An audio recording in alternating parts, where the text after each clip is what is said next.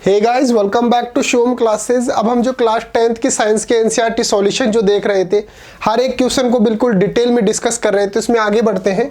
और हमारा जो नेक्स्ट क्वेश्चन है जो हमारे को डिस्कस करना है वो है what does N electric circuit mean. Electric जो सर्किट होता है उसका मतलब क्या होता है, उसकी डेफिनेशन क्या होती है। तो हमारे को डिस्कस क्या करना है, जो हमारा इलेक्ट्रिक सर्किट जो होता है उसकी डिफिनीशन क्या होती है। अगर उसको डिफाइन करना हो तो आप उसको किस तरीके से डिफाइन कर सकते हैं। तो देखो, आप इलेक्ट्रिक करंट के बारे में जानते हो, इलेक्ट्रिक करंट के बारे में आप जानते हो। और मैं आपको दो चीजें समझाता हूं, एक तो क्लोज पाथ और एक ओपन पाथ।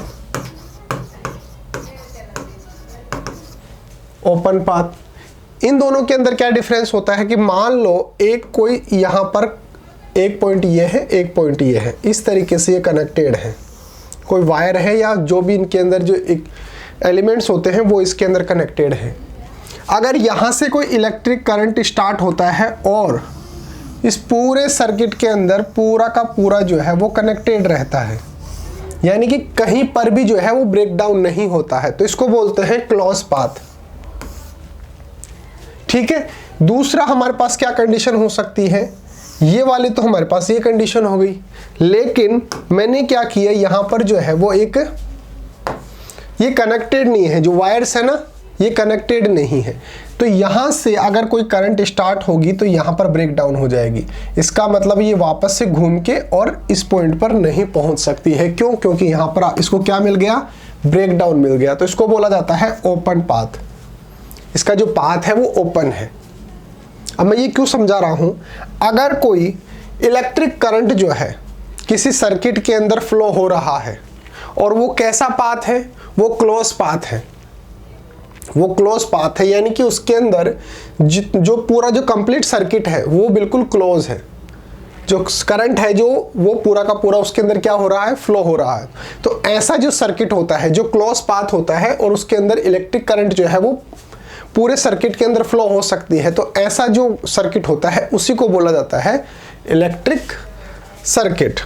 तो अगर हम इसकी डेफिनेशन पढ़ें तो इसकी डेफिनेशन क्या हो सकती है, a close conducting path through which electric current may flow is called an electric circuit. तो ऐसा कोई भी क्लोज कंडक्टिंग पाथ। अब कंडक्टिंग पाथ क्यों बोल रहा हूं, मान लो कि आप वायर की बजाय जो है वो कोई प्लास्टिक की चीज ले लो, जैसे प्लास्टिक का वायर ले लो और जो है उसको जो है इस तरीके से कनेक्ट कर दिया।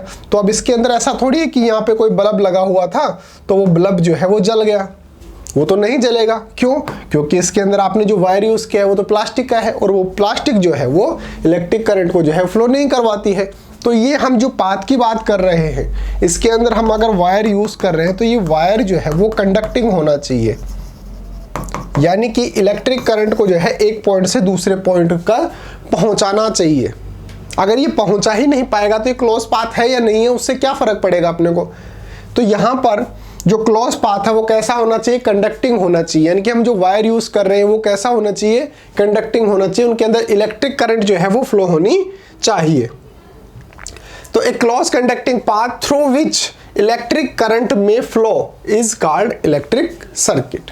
अब सर एग्जांपल समझाओ। यहां पर देखो, यहां पे ये कोई बैटरी लगी हुई है और फिर ये वायर से कनेक्टेड है और यहां पर हमने क्या लगा दिया, एक स्विच लगा दिया और फिर यहां पर एक बल्ब जो है वो लगा दिया, लाइट का बल्ब लगा दिया। अब यहां से एक वायर लिया और इसको जो है वापस से इस बैटरी से कनेक्ट कर दिया। अगर मैं स्विच को ऑन कर देता हूं, स्विच को ऑन करते ही क्या हो जाता है, हमारा जो वायर है वो इस तरीके से, जैसे मान लो पहले इस तरीके से था, ऑफ के अंदर इस तरीके से था, तो ऑन करते ही ये जो है ये वाला वायर जो है वो इसके टच हो जाता है। टच होने से वो कुछ इस तरीके से, यानी कि क्लोज पाथ की तरह जो है वर्क करता है, इसलिए हम स्विच यूज करते हैं। जब हम स्विच को ऑफ कर देते हैं तो क्या होता है, ये जो यहाँ पे जो है ब्रेक डाउन आ जाता है। जो मैंने ओपन पाथ जो बताया था ना आपको, उस तरीके से यहाँ पर क्या हो जाता है, ब्रेक डाउन आ जाता है, जिसकी वजह से ये क्लोज पाथ नहीं बन पाता है। यानी कि यहाँ से कोई इलेक्ट्रिक करंट निकली और यहाँ पर उसको जो है वो क्लोज पाथ मिल गया, यानी कि ये दोनों वायर जो है वो कनेक्टेड नहीं है, इसकी वजह से हमारा बल्ब जो है वो नहीं जलेगा। लेकिन जैसे ही मैंने स्विच को ऑन किया तो मेरा जो ये वाला वायर और ये वाला वायर जो है वो कनेक्ट हो जाते हैं आपस के अंदर, तो यहाँ से कोई करंट निकली वो इस बल्ब तक पहुँच गई और ये बल्ब जो है वो जलने लग जाता है। अगर मैं इसी को, ये हमारा जो डायग्राम मैंने आपको समझाया है जिसके अंदर मैंने क्या क्या यूज़ किया है, बैटरी यूज़ की है, स्विच यूज़ किया है और लाइट बल्ब यूज़ किया है, इसको अगर हम इस तरीके से डायग्राम के अंदर बताएं तो बता सकते हैं। बैटरी को जो है वो इस तरीके से सिंबल से जो है हम डिनोट करते हैं, एक बड़ा होता है एक छोटा होता है, एक स्मॉल और एक लार्ज जो है वो इस तरीके से होता है।